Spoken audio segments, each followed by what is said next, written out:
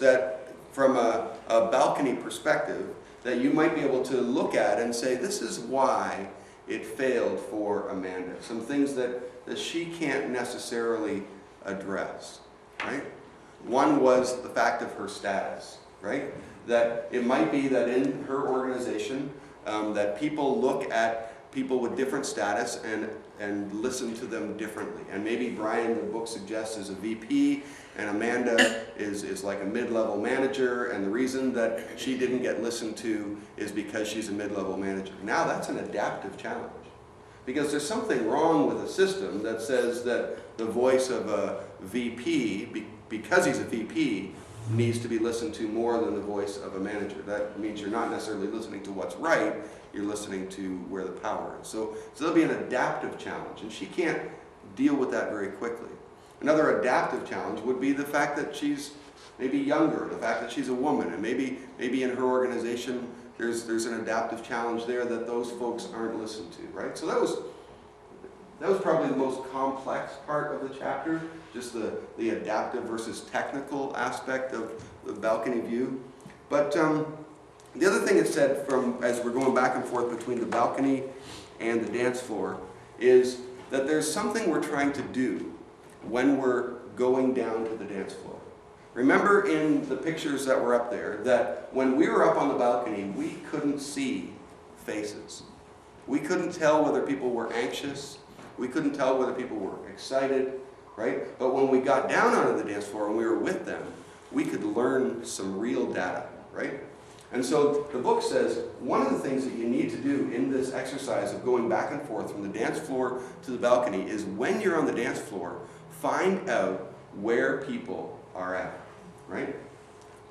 Now, I'm probably as bad as any other leader in the group at this, that there's an impulse that when you're a leader and you spend time in the balcony, that when you get on the dance floor, you want to talk. Right? You want to tell people all this great stuff that you learned on the balcony, right? But one of the things that you also have to do is, when you're on the dance floor, listen, find out where people are at.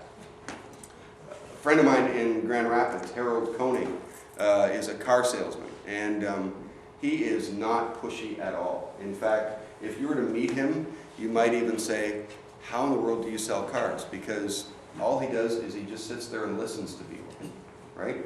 And people come in and say what kind of car they want, and he never tries to push them. You should get this one, you should get that one. He just keeps on listening, keeps on listening, keeps on listening. And people know that they're heard, and so that when he finally makes suggestions or steers one way or another, then they're like, yeah, right? When we find out where people are at and listen first, that's an important skill.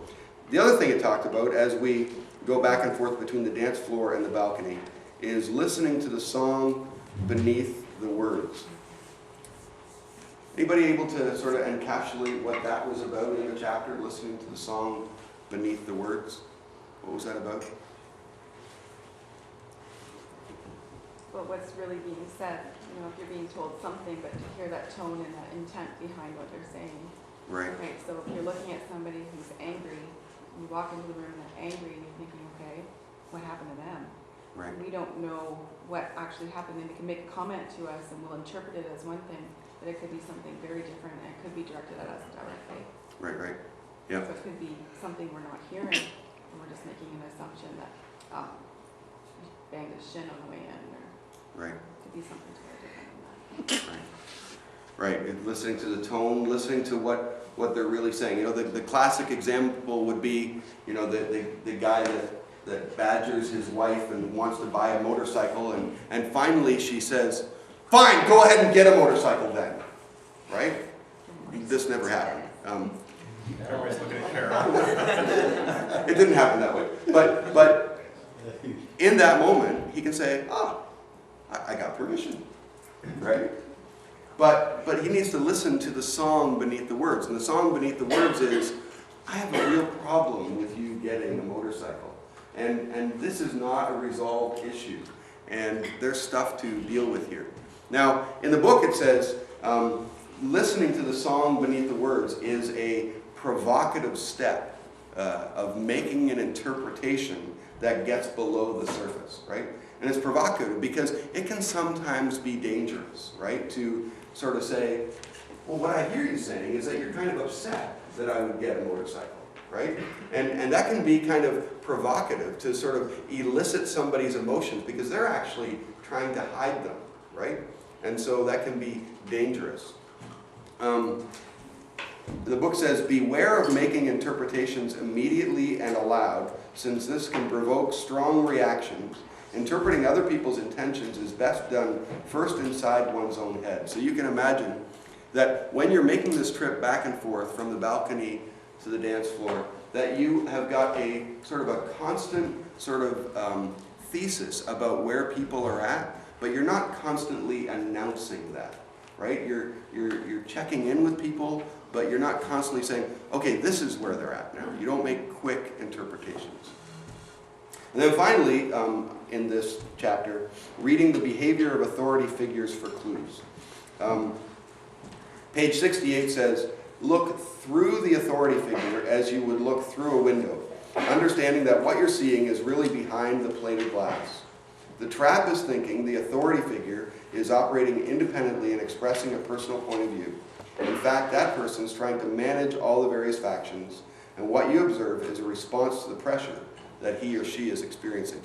So when we go back and forth from the dance floor to the balcony, and we take in the perspectives of authority figures, right? They're not just telling you their personal perspective, they're telling you something about the system.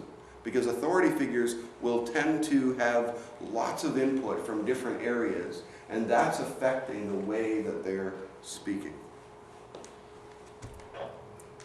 Now, we're going to go back to a flock of birds again. I just want you to watch them. It's about 2 minutes long.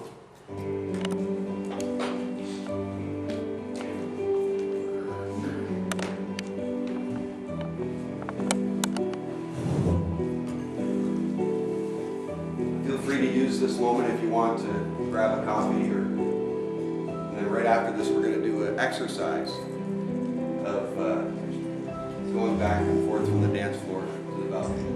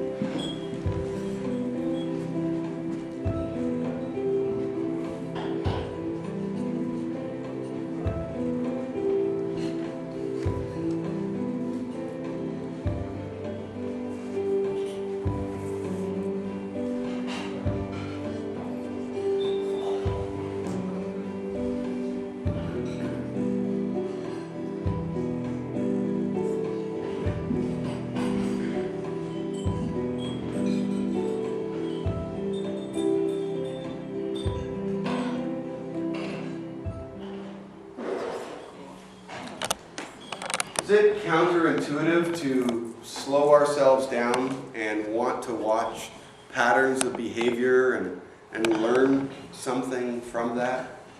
Is it counterintuitive for us to want to spend a couple of minutes just looking at a screen and looking at the way that the birds go? That was kind of counterintuitive, right? Did anybody want to tune out in that 2 minutes there?